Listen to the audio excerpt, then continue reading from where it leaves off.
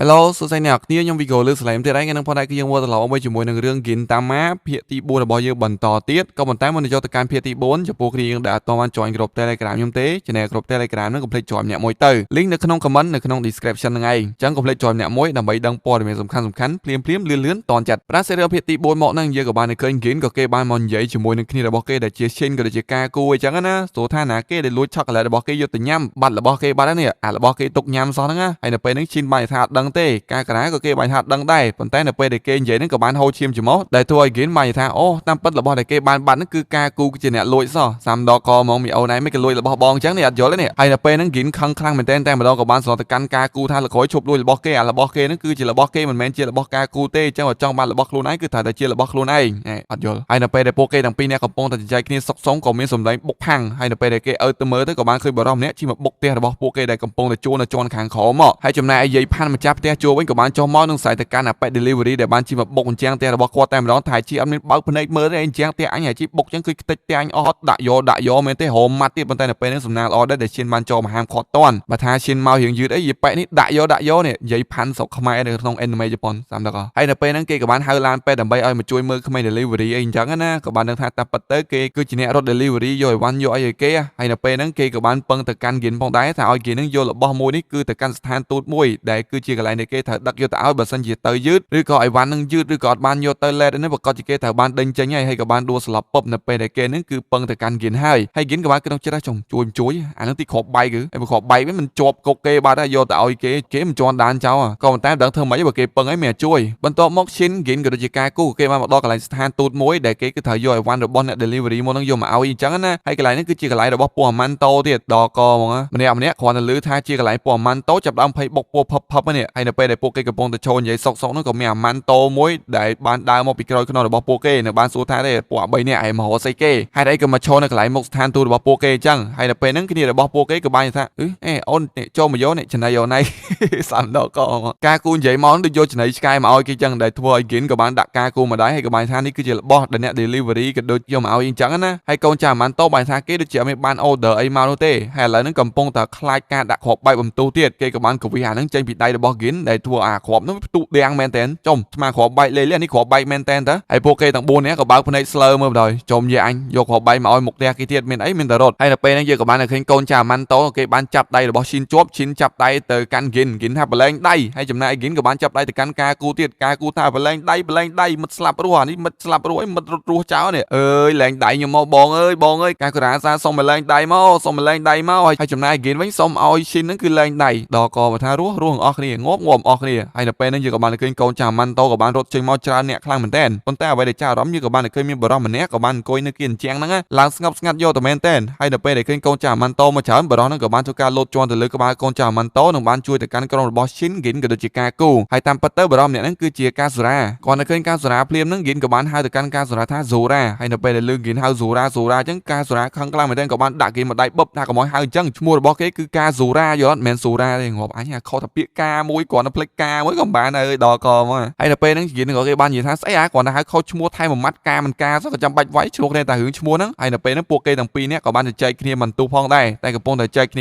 ាកូនចាម៉ាន់តូមកពួកគេទាំងអស់គ្នាទាំង4នាក់ហ្នឹងគឺមានតែដាក់មេផាយរត់តែប៉ុណ្ណោះនៅជជែកគ្នាបកាច់យកអីទៀតបើគេដេញតាមចាប់ហ្នឹងហើយនៅពេលដែលពួកគេកំពុងតែរត់ហ្នឹងក៏មានអ្នកសង្កេតការផងដែរដោយសង្កេតការដោយក្រុមប៉ូលីស Shinshin Gumi ហើយក្រុម Shinshin Gumi ក៏បានតាមដានមើលពួកគេយើងអត់ដឹងថាតាមដានបញ្ហាអីនោះទេដឹងតែតាមដានពាក់ព័ន្ធជាមួយនឹងការសូរ៉ាអត់ដឹងថាការសូរ៉ាធ្វើអីខុសឡើយហើយនៅពេលដែលឃើញការសូរ៉ានៅជាមួយនឹងក្រុមរបស់ Gin ទៀតម៉ែគេតាមដានដោយទាំង Gin ទៀតសាមដល់ក៏4នាក់ចូលគ្នាបដ ாய் ហើយអាការបំទូគ្រាប់បែកមុនហ្នឹងមកគ្រាប់មុនហ្នឹងក៏បានចូលទៅកាន់ប៉ុស្តិ៍ទូរទស្សន៍ដូចគ្នានិយាយទៅគ្រាន់តែការបំទូបន្តិចនៅកន្លែងស្ថានទូតពួកអាម៉ាន់តូណាគឺគេចុះផ្សាយពេញព័ត៌មាននៅក្នុងប៉ុស្តិ៍ទូរទស្សន៍ជប៉ុនតែម្ដងជាពិសេសហ្នឹងឃើញមុខ Gin ក៏ដូចជា Shin ហើយនឹងការគូនៅក្នុងប៉ុស្តិ៍ទូរទស្សន៍ទៀតហើយនៅពេលដែលឃើញមុខខ្លួនឯងក្នុងប៉ុស្តិ៍ទូរទស្សន៍ដបងអញ្ចឹងគឺថា Shin អត់សប្បាយចិត្តទេដោយសារតែវាជារឿងដែលមិនល្អតែចំណែកការគូគឺសប្បាយចិត្តខ្លាំងមែនទែនទីបំផុតបានចូលទូរទស្សន៍ហើយ Shin ក៏គេបានសួរទៅកាន់ Gin ផងដែរថាការសូរ៉ាហ្នឹងគឺជាអ្នកធ្វើការអីគឺជាអ្នកធ្វើអីខាងអីអញ្ចឹងណាហើយចំណែក Gin ក៏បានថាអាហ្នឹងធ្វើការលយណាការងាររបស់គេគឺភារវៈកម៉ែដូចគិតកសាំដល់កហ្មងហើយចេញមកលឹកមុខឡើងស្មើនៅពេលដែលឮថា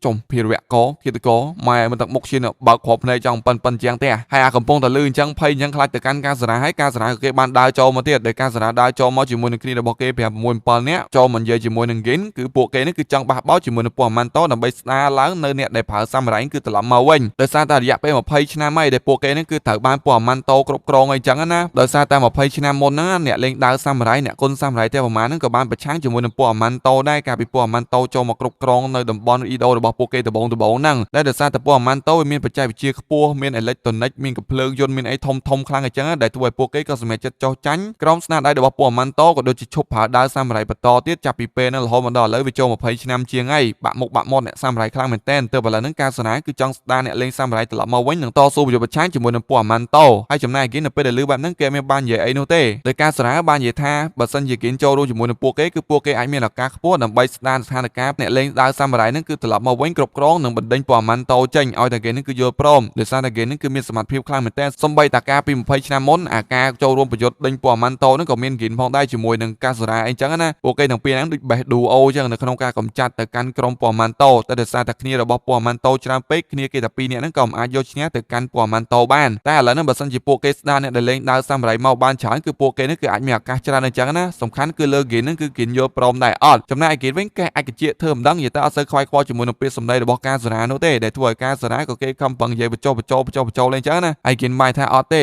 ឥឡូវនេះពួកគេអាចរស់នៅបានធម្មតាចឹងរស់នៅធម្មតាចឹងទៅមិនគិតច្រើននោះទេនាំពិបាកខ្លួនឯងតែប៉ុណ្ណោះហើយពួកគេទាំងពីរនេះក៏ទាស់ពាក្យសម្ដីគ្នាដោយសារតែការសរាគឺចង់បះបោជាមួយនឹងពណ៌ម៉ាន់តូស្ដារអ្នកលេងសាមរ៉ៃមកវិញហើយចំណែកហ្គីនគឺគេអត់ចង់ស្ដារនោះទេគឺគេអត់ចង់សម្លាប់មនុស្សទៀតឡើយព្រោះបើសិនជាពួកគេធ្វើសង្គ្រាមប្រកាសជាមានអ្នកស្លាប់មានអ្នករបួសអីចឹងណាចឹងទៅគឺគេអត់ចង់ធ្វើសង្គ្រាមបែបខ្នាតធំអីចឹងនោះទេបើធ្វើខ្នាតតូចវាអត់ប្រយោជន៍វាស្មើនឹងអត់នៅដដែលហ្នឹងមិនឈ្នះពណ៌ម៉ាន់តូតែបើធ្វើខ្នាតធំដល់តែមានមនុស្សស្លាប់ហើយប៉ុន្តែកាសនានៅតែមានចំហគឺចង់តទល់ជាមួយនឹងពណ៌ម៉ាន់តូស្ដារអ្នកលេងសាមរ៉ៃមកវិញហើយបើសិនជាពួកគេវាយលោកទៅកាន់កន្លែងទីក្រុងនៅកណ្ដាលទីក្រុងដែលនាំពណ៌ម៉ាន់តូមកចូលមកពិភពផ្សេងហ្នឹងគឺពួកគេអាចមានឱកាសឈ្នះច្រើនប៉ុន្តែហ្គីនក៏អត់យល់ស្របជាមួយនឹងទង្វើហ្នឹងនោះទេដែលធ្វើឲ្យកាសនាគឺខកចិត្តជាមួយនឹងហ្គីនខ្លាំងមែនទែនហ្គីនបាននិយាយថាពួកគេឥឡូវនេះគឺអាចនៅរស់សុខប៉ុណ្ណឹងបានហើយនៅប៉ុណ្ណឹងទៅមិនបាច់ចង់ពិបាកចង់អីលើសដើមនោះទេហើយនៅពេលដែលពួកគេកំពុងតែជជែកគ្នាសុកហ្នឹងក៏មានក្រុមប៉ូលីសស៊ីនសិនគូមីក៏បានចូលមកចង់ចាប់ខ្លួនទៅកាន់ក្រុមរបស់កាសូរ៉ាក៏ដូចជាហ្គីនក្នុងបទល្មើសអីមួយដែលយើងអត់ទាន់ដឹងនោះទេហើយនៅពេលដែលឃើញបែបហ្នឹងពួកគេទាំងអស់គ្នាក៏បានដាក់មេផាយរត់តាមម្ដងសុកប៉ូលីសមកដេញចាប់ឯណាសាំដក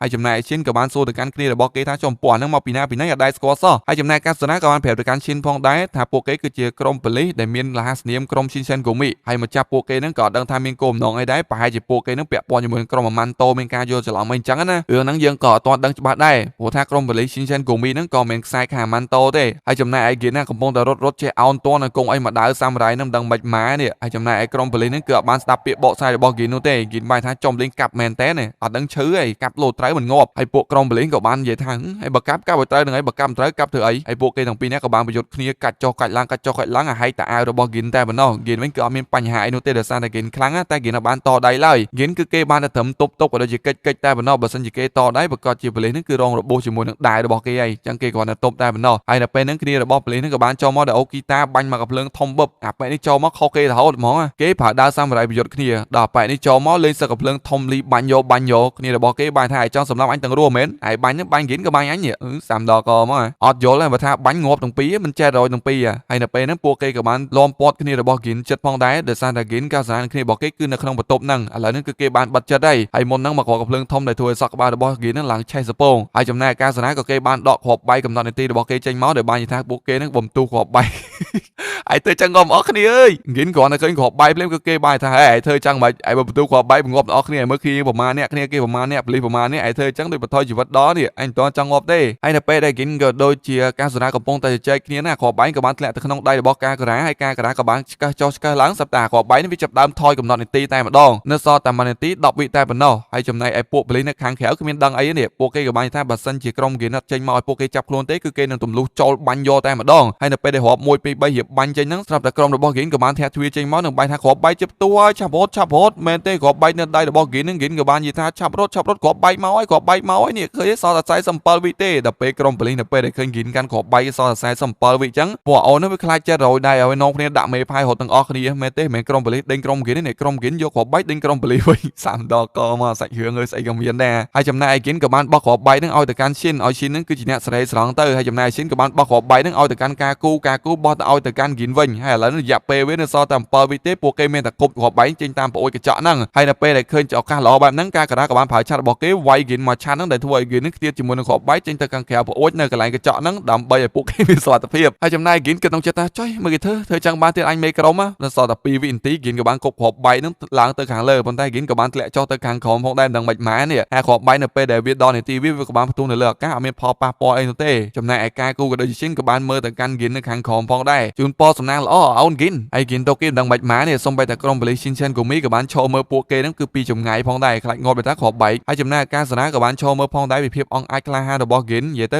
គិនហ្នឹងដូចអ្នកប្រយុទ្ធការពីមុនចឹងពីមុនគេក្លាហានហ៊ានលះបង់ជីវិតដើម្បីអ្នកគ្រប់គ្នាឥឡូវក៏នៅតែអញ្ចឹងដែរប៉ុន្តែមកមើលគិននេះម៉ែភ័យឡើងញ័រគ្នានេះគួយអោបវាំងនននេះហ៊ានតែដាច់វាំងននធ្លាក់ទៅក្ដុតនឹងអាច700តែម្ដងហើយការសាណាប្រហែលជាគេគិតយល់ពីអារម្មណ៍របស់គិនគេក៏បានដើរចេញទាំងស្នាមញញឹមតែគិតយល់ហ្នឹងខ្ញុំដឹងថាគិតយល់បែបម៉េចទេនៅសុកញញឹមដើរចេញខ្ញុំមិនសូវដឹងដែរកន្លែងហ្នឹងហើយចំណែកឯក្រុមប៉ូលីសនេះវិញមុននឹងរត់គេចពីគ្រាប់បែកគេក៏បានមកដល់កន្លែងទូរទស្សន៍របស់គេដើម្បីចាក់មើលតុក្កតាជីងចាំងអីចឹងណាអាតុក្កតា Overflow Episode Season 2ប៉ុន្តែនៅពេលដែលបើកទូរទស្សន៍ផ្លឹបគ្រាន់តែចាក់បានមួយផ្លេតសម្រាប់ទូរទស្សន៍ប្រហែលពីព័ត៌មានដែលមានការបំទូគ្រាប់បែកនឹងបន្តទៀត3ដកហ្មងដាច់ភាគអស់នេះតាមពិតត្រូវមានភាគ Overflow មើល3ដកនិយាយលេងអ្នកនេះបន្ទាប់ពីព្រឹត្តិការណ៍បំទូគ្រាប់បែកត្រូវបានបញ្ចប់ក្រុមរបស់គិនក៏ដូចជាការការាងឈិនក៏បានប៉ូលីសហៅមកសួរភ្នំផងដែរហើយពួកគេខំប្រកែកថាអត់ពាក់ព័ន្ធនោះទេតែក្រុមប៉ូលីសនោះតែនិយាយដដែលចោទប្រកាន់ទៅកាន់ពួកគេពាក់ព័ន្ធជាមួយនឹងបទឧក្រិដ្ឋកម្មមួយហ្នឹងហើយនៅពេលហ្នឹងឈិនទ្រាំបានគេក៏បានឡើងឈរហើយក៏បានកបួចកឲ្យទៅកាន់ប៉ូលីសហ្មងហើយនិយាយចេះស្ដាប់ខ្មែរអត់អញថាញបានធ្វើនោះឯងខំនិយាយដែរមែនបាត់និយាយគ្នាមិនដាក់ម៉ាំងលើអញ3ដកហ្មងអើយហើយចំណែកប៉ូលីស2នាក់ហ្នឹងវិញនៅពេលដែលឃើញបែបហ្នឹងគឺវាភ័យខ្លាំងមែនទែនតែម្ដងសុកហើយមកសួរនាំគេឥឡូវគេស្លុតសួរនាំវិញណាមិនភ័យហើយនៅពេលហ្នឹងពួកគេទាំង3នាក់ក៏បានចេញពីប៉ុស្តិ៍ប៉ូលីសគឺអត់មានជាប់ពីបទចោទប្រកាន់អីទៀតទេប៉ូលីសភ័យពេកលែហែនចោលដែរហើយចំណែកឈិនក៏បានត្រឡប់ទៅផ្ទះយ៉ាងលឿនដោយសារតែគេហ្នឹងបាននិយាយថាគឺគេរវល់បន្តិចទៀតអញ្ចឹងទៅសុំទៅមុនហើយគិនឆ្ងល់ខ្លាំងមែនទែនអាប៉ែនេះរវល់ទៅស្អីគេប្រញាប់ទៅណាទៅណីតើនៅជុំគ្នានេះហើយនៅពេលហ្នឹងគិនភ្ញាក់ផ្អើលខ្លាំងមែនទែនដោយសារតែការការាក្អួតនៅកន្លែងហ្នឹង3ដកមកក្អួតនៅទីសាធារណៈហើយអាប៉ែនេះនឹងមកពីណាលោតចុះមកល្អជាមួយនឹងអាក្អួតរបស់ការការាហ្នឹងឡើងកាច់ត្រាល់វិញនឹងស្អុយងោង3ដកហ្មងហើយគិនក៏បានសួរថាក្អួតអត់បងក្អួតខ្លាំងហ៎បងអើយស្អុយចង់ងាប់ចំណែកអាប៉ែដែលបានរត់ចេញមកកន្លែងហ្នឹងវិញក៏បានឃើញថាមានប៉ូលីសមកចាប់គេតាមពិតទៅគេគឺជាអុក្រិដ្ឋជននិយាយទៅគឺគេរត់ចាក់ចេញពីគុកអត់ដឹងមានមូលហេតុអីនោះទេហើយអាប៉ែអុក្រិដ្ឋជនក៏បានសួរទៅកាន់គិនថាចេះបើកឡានអត់ចាប់បើកឡានឲ្យគេដោយសារតែគេនេះគឺបានចាប់ទៅកាន់ការការាធ្វើជាចំណាត់ខ្មាំងគំរាមឲ្យគិនបើកឡានឲ្យអញ្ចឹងណាហើយប៉ូលីសទាំងអស់ហ្នឹងក៏អាចដេញតាមគេដែរហ៊ានតែដេញតាមគេគឺគេនឹងសម្លាប់ទៅកាន់ការការាហើយគិនអត់ដឹងធ្វើម៉េចមានតែបើកឡានអស់ប៉ែអុក្រិដ្ឋជនហ្នឹងដើម្បីចាក់ចេញជាមួយនឹងការការាអញ្ចឹងទៅហើយចំណែកក្រុមប៉ូលីសក៏បានហៅគ្នារបស់គេដើម្បីតាមឡានរបស់គិនបន្តទៀតគិនក៏បានសួរថាអាប៉ែឯងរត់មកធ្វើស្អីហ្នឹងហេតុអីក៏គេដេញចាប់អញ្ចឹងហេតុអីក៏រត់ចាក់ចេញពីគុកអញ្ចឹងណាហើយអាប៉ែអុក្រិដ្ឋជនហ្នឹងក៏បាននិយាយថាថ្ងៃហ្នឹងគឺជាថ្ងៃល្អរបស់គេគឺគេចង់រត់តែមួយថ្ងៃហ្នឹងទេនៅពេលដែលផុតថ្ងៃហ្នឹងថ្ងៃល្អរបស់គេហើយគឺគេនឹងឲ្យប៉ូលីសចាប់ខ្លួនរបស់គេវិញធម្មតាហើយដឹងថាថ្ងៃល្អហ្នឹងគឺជាថ្ងៃអីនោះទេដោយគ្រាន់តែឥឡូវហ្នឹងគឺគិនបើកឡានតាមតែកន្លែងដែលគេបញ្ជាឲ្យបើកទៅបានហើយគិនសួរថាថ្ងៃល្អគឺជាថ្ងៃអីគេចង់ដឹងថាល្អបែបម៉េចអីមិនខំសួរដែរប៉ុន្តែអាប៉ែហ្នឹងអត់ប្រាប់នោះទេហើយនៅពេលហ្នឹងយើងក៏បានឃើញក្រុមប៉ូលីសជាច្រើនក៏បានជិះតាមឡានរបស់ពួកគេហ្នឹងគឺពីក្រោយខ្នងផងដែរដែលធ្វើឲ្យអាប៉ែអុក្រិដ្ឋជនហ្នឹងបានប្រាប់គិនថាឲ្យគិនហ្នឹងគឺបើកឡានលឿនទៅហើយគិនក៏បានបើកតាមសំណុំពរចូលទីប្រជុំជនបើកកិច្ចនេះកិច្ចនោះអាណាអត់កិច្ចបុកឲ្យពេញហ្នឹងហ្មងហើយឡានប៉ូលីសមកកណោដេញតាមគិនចាប់ដើមភ័យបណ្ដោយព្រោះថានៅក្នុងទីក្រុងហ្នឹងបើកឡានលឿនវាមានគ្រោះថ្នាក់ខ្លាំងប៉ុន្តែឥឡូវបើសិនជាអត់បើកលឿនទេគឺប៉ូលីសនឹងតាមទាន់ហើយនៅពេលហ្នឹងឡានប៉ូលីសក៏បានស្ទាក់ពីមុខទៀតតែគេមានសមត្ថភាពក៏បានចាក់មួយណែដែលធ្វើឲ្យឡានប៉ូលីសបុកគ្នាហើយគេក៏បានកិច្ចផុតពីកន្លែងហ្នឹងទៀតអាប៉ែអក្រិតជននេះក៏បានគិតក្នុងចិត្តថាចំអាអូននេះបើកឡានតំណងរបស់គេលោជាងឯងអក្រិតជនទៀតហើយនៅពេលដែលគិនបើកដល់ផ្លូវតហ្នឹងគេក៏បានសេរីឡានរបស់គេហ្នឹងឲ្យយកកង់ចូលហើយក៏បានហោះនិយាយទៅអាសាច់រឿងនេះស្អីក៏មានធ្វើបានគ្រប់យ៉ាងមកមានឡានហោះទៀតដល់កងខ្ញុំនិយាយសម្រាប់នេះចង់បាសជើងមកវាដែរហ្នឹងហើយឡានក៏បានបុកគ្នាជាមួយនឹងឡានប៉ូលីសអីចឹងតែអាឡានប៉ូលីសវាសេរីអត់តន់ហើយគិនសុបាយចិត្តខ្លាំងមែនទែនដែលបានថាណែសមត្ថភាពរបស់គេមិនធម្មតាទ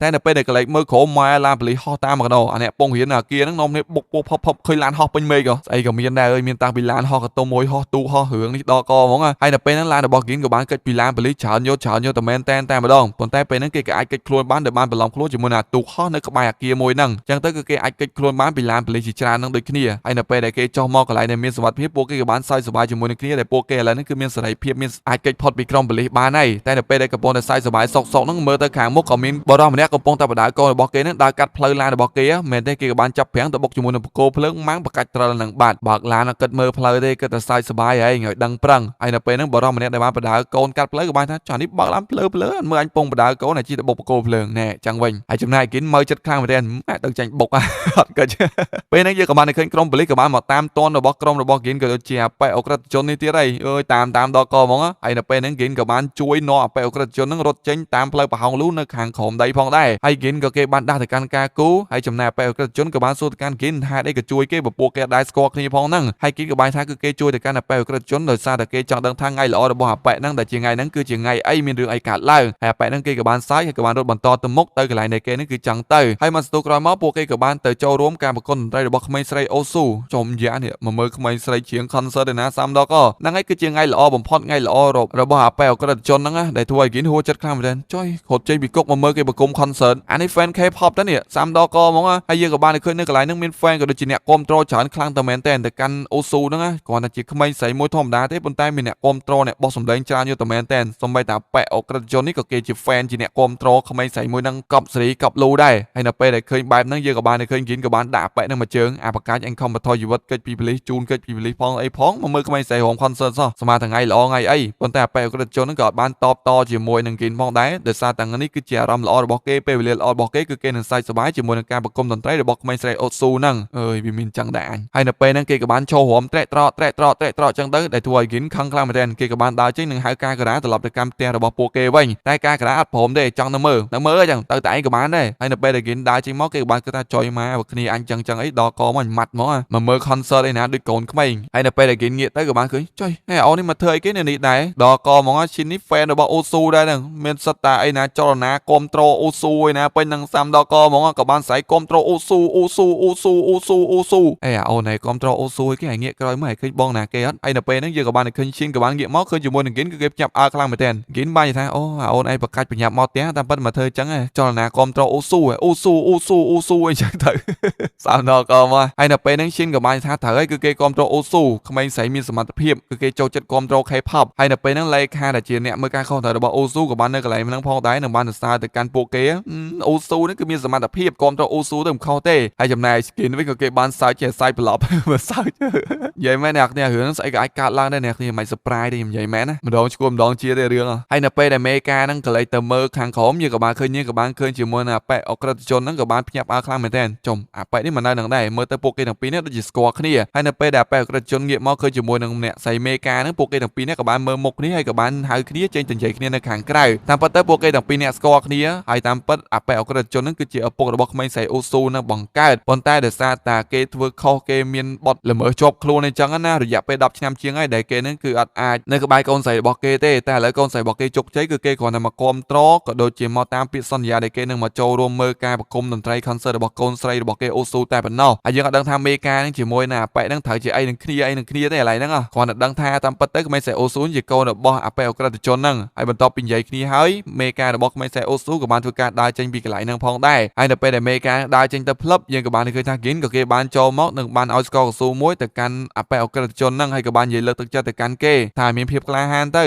ិយាយទៅយើងធ្វើអីយើងចង់ធ្វើអីយើងធ្វើហ្នឹងទៅយើងកុំខ្វល់ពីសម្ដីអ្នកដទៃយើងកុំខ្វល់ពីអ្វីទាំងអស់សំខាន់អ្វីដែលយើងចង់ធ្វើគឺយើងត្រូវតែធ្វើឲ្យបានតាមការសន្យារបស់យើងតាមការក្រងទុកអីចឹងណាបើធ្វើបានឬមិនបានឲ្យតែយើងខំឲ្យតែមានចិត្តអាហ្នឹងដឹងតែអូខេហើយអបិអក្រិតជនក៏បាននិយាយថាតាមពិតទៅគេបានសន្យាមួយកូនរបស់គេថានៅពេលដែលកូនរបស់គេល្បីឡើងប៉ុស្តិ៍ទួឡើង concert ឡើងអីហ្នឹងគឺគេនឹងមកគ្រប់ត្រូលនឹងទិញផ្កាឲ្យអញ្ចឹងណាហើយតែឥឡូវហ្នឹងគឺគេអាចធ្វើអញ្ចឹងបានទេដោយសារតែគេគឺជាអក្រិតជនមានការតាមចាប់ខ្លួនចឹងទៅបានតែចូលរួមលួចលាក់តែប៉ុណ្ណោះមិនអាចបើកចំហនោះទេហើយចំណែកឯគិននៅពេលដែលលឺបែបហ្នឹងគេក៏បានយល់ផងដែរប៉ុន្តែគិននៅតែជំរុញឲ្យអបិអក្រិតជនហ្នឹងគឺមានភាពក្លាហានដើម្បីតែនិយាយតជាមួយនឹងកូនស្រីរបស់ខ្លួនអញ្ចឹងណានេះគឺជាការប្រគំតន្ត្រី concert កូនស្រីខ្លួនឯងតែក្លាហានតែអបិហ្នឹងគឺអត់ក្លាហាននោះទេក៏ចង់ដើរចេញប៉ុន្តែនៅពេលដែលរៀបដើរចេញហ្នឹងការការាក៏បានហត់ចូលមកនឹងបានប្រាប់ទៅកាន់គិនថានៅខាងក្នុងកន្លែង concert ហ្នឹងគឺមានបញ្ហាហើយដោយសារតែមានកូនចាស់អាម៉ាន់តមួយហ្នឹងគឺវាអត់អាចគ្រប់គ្រងខ្លួនឯងបានទេរបៀបថាឆ្លាញ់ទៅកាន់អូស៊ូពេកឆ្លាញ់ឡើងចង់ស៊ីចង់លេបអីចឹងណាដូចរៀងឡប់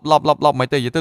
ដូចពួកបិសាចដូចពួកមនុស្ស alien ភពក្រៅបិសាចស៊ីមនុស្សឆ្លាញ់ពេកអីចឹងគ្រប់គ្រងខ្លួនឯងលេងបានណាហើយនៅពេលហ្នឹងគ្នារបស់ឈិនក៏បានចូលទៅហាមឃាត់ដែរប៉ុន្តែគឺហាមឃាត់មិនជាប់នោះទេអាប៉ែហ្នឹងគឺឆ្លាញ់ទៅកាន់អូស៊ូហើយអ្នកគាំទ្រផ្ដាច់មុខចង់លេបទុកយកតែមែនតែម្ដងអាហ្នឹងបាទគេហៅថាឆ្លាញ់ស្ទើលេបអានេះមានឆ្លាញ់ស្ទើលេបអានេះឆ្លាញ់ចង់លេបនេះចុយមកទៅជួបហ្នឹងហើយនៅពេលហ្នឹងយើងក៏បានឃើញគេក៏ចង់វាប្រហារទៅកាន់មេការដែលបានជួយទៅកាន់អូស៊ូតែនៅពេលហ្នឹងបរិសុទ្ធអក្រិតជនហ្នឹងក៏បានចូលមកផងដែរដើម្បីជួយទៅកាន់អូស៊ូនិងមេការរបស់អូស៊ូហ្នឹងហើយនៅពេលហ្នឹងកូនចាម៉ាន់តូក៏បានធ្វើការវាប្រហារទៅកាន់អាប៉ែអក្រិតជនហ្នឹងដាក់ម៉ាំងឡើងខ្ទប់ជាមួយនឹងជាងសូម្បីតែក្រុមឈិនចូលទៅជួយហ្នឹងក៏ត្រូវបានកូនចាម៉ាន់តូហ្នឹងគឺដាក់ឡើងខ្ទាតផងដែរដោយសារតែមៀតវាធំហើយនៅពេល ពេលហ្នឹងយើងក៏បានឃើញអូស៊ូក៏បានសួរទៅកាន់បរិសម្នាក់ហ្នឹងថាលោកគឺជាអ្នកគេដែលជួយគេអញ្ចឹងហើយអបិអក្រិតជនហ្នឹងក៏បានប្រាប់ទៅកាន់អូស៊ូថាគេគឺជាអ្នកគាំទ្ររបស់អូស៊ូម្នាក់អីចឹងណាអត់បានប្រាប់ថាគឺជាឪពុកបង្កើតនោះទេហើយនៅពេលហ្នឹងយើងក៏បានឃើញការគូក៏បានចូលមកជួយនៅក្នុងស្ថានភាពមួយហ្នឹងផងដែរហើយមិនមែនមានតែការគូទេដែលចូលមកជួយពួកគេសំបីតែគិនតូគីដែលជាតួប្រុសរបស់យើងហ្នឹងក៏បានចូលមកជួយអោបដៃយ៉ាងសង្ហានិងធ្វើការវិភាគទៅកាន់កូនចាម៉ាន់តូហ្នឹងផងដែរ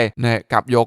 កប់សេរីរីហ្មងសង្ហាកប់ហើយនៅពេលហ្នឹងយើងក៏បានឃើញពួកគេក៏បានរួមដៃគ្នាដើម្បីកម្ចាត់ទៅកាន់កូនចាម៉ាន់តូហ្នឹងព្រោះថាបើសិនជាពួកគេតែម្នាក់គឺមិនអាចនោះទេដល់តែឈិនដាក់មកដបងឡើងពកក្បាលអញ្ចឹងបានស្លាប់បាត់អញ្ចឹងបានលែងអីអើយដល់កមកហើយនៅពេលហ្នឹងយើងក៏បានឃើញពួកគេទាំង3នាក់ក៏បានឃ្លាជាមួយនឹងកូនចាម៉ាន់តូនិងធ្វើឲ្យស្ថានភាពត្រឡប់មកធម្មតាវិញហើយនៅពេលហ្នឹងគិនក៏បានបោះផ្កាមួយទូចមាន3តងឲ្យទៅកាន់អបិអក្រិតជនផងដែរដល់អបិអក្រិតជនហ្នឹងគឺជូនទៅកាន់កូនស្រីរបស់ខ្លួនហើយក៏បានដើរចេញបាយអញ្ចឹងទៅពេលណាអបិអក្រិតជនក៏បានយកផ្កាហ្នឹងមកជូនទៅកាន់កូនស្រីរបស់ខ្លួនប៉ុន្តែបានប្រាប់ថាគឺជាឪពុកនោះទេគ្រាន់តែធ្វើតាមការសន្យាទោះបីជាផ្កាហ្នឹងទូចទៅដោយមិនជាផ្កាកលាបធំប៉ុន្តែបានសន្យានឹងចូលរួមមួយការប្រគំ concert របស់កូននឹងជូនផ្កាឥឡូវនេះគឺអាចធ្វើបានហើយគ្រាន់តែអត់បើកចំហថាខ្លួនឯងគឺជាឪពុកអីចឹងទៅហើយគេក៏បានដើរចេញចំណែកអូស៊ូក៏បានស្រែកអរគុណទៅកាន់បរិសុទ្ធអក្រិតជននឹងផងដែរនៅពេលដែលគេដើរចេញមកខាងក្រៅគេក៏បានហូរទឹកភ្នែកយំនឹងបានដោះសោមុខចេញអូទឹកភ្នែកអាលីងឡងណាហើយការប្រគំតន្ត្រីរបស់អូស៊ូក៏នៅតែបន្តទៀតផងដែរក៏អត់តមិនចាប់នោះទេចំណែកអបិអក្រិតជនវិញក៏បានបកគោខ្លួនឲ្យទៅកាន់ប៉ូលីសដើម្បីចាប់ខ្លួនវិញព្រោះថាថ្ងៃនេះគឺគេអស់ចិត្តហើយគឺគេបានមកជួបកូនស្រីរបស់គេចូលរួមការប្រគំ concert កូនស្រីរបស់គេអញ្ចឹងទៅគឺគេសប្បាយចិត្តនឹងមានមោទនភាពជាមួយនឹងកូនស្រីរបស់គេខ្លាំងមែនទែនដែលកូនស្រីរបស់គេនេះគឺអាចបំពេញក្តីសម័យរបស់ខ្លួនចង់ខ្លាចជាតារា K-pop ដែលល្បីអញ្ចឹងណាហើយហ្នឹងអ្នកនាងសាច់រឿង Gintoki Gintama គឺមានតែប៉ុណ្្នឹងឯងភាគទី4ខ្ញុំសង្ឃឹមថាអ្នកនាងពេញចិត្តហើយបើអ្នកនាងពេញចិត្តកុំភ្លេច subscribe មួយផង channel ថ្មីរបស់ខ្ញុំហើយបើសិនជាចង់មើលភាគថ្មីទៀតកុំភ្លេច comment នៅខាងក្រោមផងហើយចំពោះគ្រាយើងដែលអត់ទាន់បាន join ក្រុម Telegram ខ្ញុំទេកុំភ្លេច join ម្នាក់មួយទៅ link នៅក្នុង comment ក៏ដូចជានៅក្នុង description ហើយបើសិនជាគ្រាយើង join ក្រុមហ្នឹងគឺនឹងអាចដឹងព័ត៌មានលឿនអ្វីដែលខ្ញុំតម្លាក់ចូលមិនថារឿងមិនថាព័ត៌មានផ្សេងទេអញ្ចឹងកុំភ្លេច join ក្រុម Telegram ខ្ញុំអ្នកមួយផងបើសិនជាគ្រាយើងអ្នកគាំទ្រខ្ញុំមែនហើយយើងជួបគ្នានៅវីដេអូក្រោយសម្រាប់អរសូមល្អនៅរងមកបាយអ្នកគ្នាបាយ